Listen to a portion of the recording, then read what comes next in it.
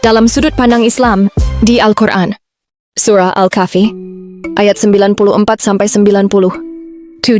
Mereka berkata, "Wahai Zulkarnain, sungguh, Yajuj dan Majuj itu berbuat kerusakan di bumi. Maka bolehkah kami membayarmu imbalan agar engkau membuatkan dinding penghalang antara kami dan mereka?" Dia Zulkarnain berkata, "Apa yang telah dianugerahkan Tuhan kepadaku lebih baik, maka bantulah aku dengan kekuatan, agar aku dapat membuatkan dinding penghalang antara kamu dan mereka. Berilah aku potongan-potongan besi." Hingga ketika besi itu telah sama rata dengan kedua puncak gunung itu, dia, Zulkarnain, berkata, "Tiuplah api itu." Ketika besi itu sudah menjadi merah seperti api, dia pun berkata, "Berilah aku tembaga yang mendidih, agar kutuangkan ke atasnya besi panas itu." Maka mereka Yajuj dan Majuj tidak dapat mendakinya dan tidak dapat pula melubanginya.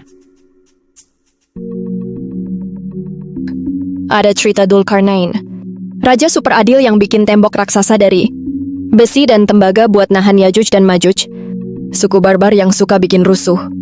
Tembok ini katanya berdiri di antara dua gunung dan bakal runtuh pas akhir zaman.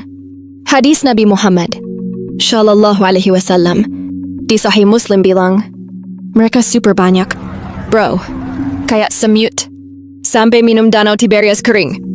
Dalam Islam, kemunculan mereka tanda besar kiamat, muncul setelah Dajjal, dan nanti dihancurkan lewat doa Nabi Isa.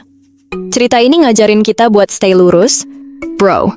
Soalnya chaos mereka ujian gede buat umat manusia.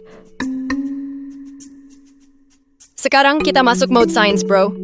Kalau Yajuj dan Majuj manusia, mungkin mereka keturunan suku nomaden Asia Tengah, kayak Yafits, anak Nabi Nuh. Menurut beberapa ulama, antropologi bilang, suku stepa kayak Mongol atau Turk punya populasi besar dan gerak cepat. Cocok sama gambaran banyak dan rusuh di hadis. Tembok besi tembaga? Geologi bilang, pegunungan Kaukasus kayak mineral besi dan tembaga. Jadi mungkin tembok dibangun di sana. Nah, ini yang seru, bro. Beberapa peneliti, kayak tim eksplorasi dari Turki dan Rusia di tahun 2000-an, bilang mereka nemuin dua gunung di Kaukasus, tinggi sama, yang katanya ditutupi lapisan kayak besi yang tersembunyi di bawah salju.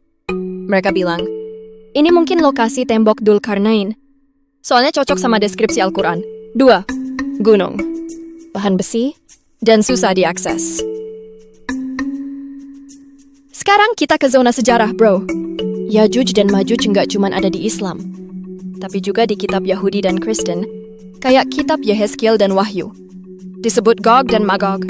Sejarawan bilang, ini mungkin suku nomaden dari stepa Eurasia, kayak Scythian, Huns, atau Khazar, yang terkenal ganas di abad ke-7 sebelum Masehi. Sampai abad 7 Masehi, kisah tembok Dzulkarnain sering dikaitin sama Gerbang Alexander, yang katanya dibangun Alexander Agung di pegunungan Kaukasus, mungkin di Derbent, Rusia Selatan. Tembok Derbent dibangun abad ke-6 sebelum Masehi oleh Kekaisaran Persia. Beneran ada? Bro, pakai besi dan tembaga. Mirip cerita Al-Quran. Di Indonesia, cerita Yajuj dan Majuj masuk lewat naskah Melayu abad ke-16, kayak hikayat Yajuj wa Majuj, yang pakai kisah ini buat ngejek penjajah Portugis. Yo bro, itu tadi pembahasan seru soal Yajuj dan Majuj kan? Semoga bikin lo penasaran dan tambah wawasan. Jangan lupa, bro, like, subscribe, dan nyalain lonceng notifikasi biar nggak ketinggalan video-video keren lainnya. Share juga ke teman lo ya. Sampai ketemu di video selanjutnya. Stay curious, bro. Peace out!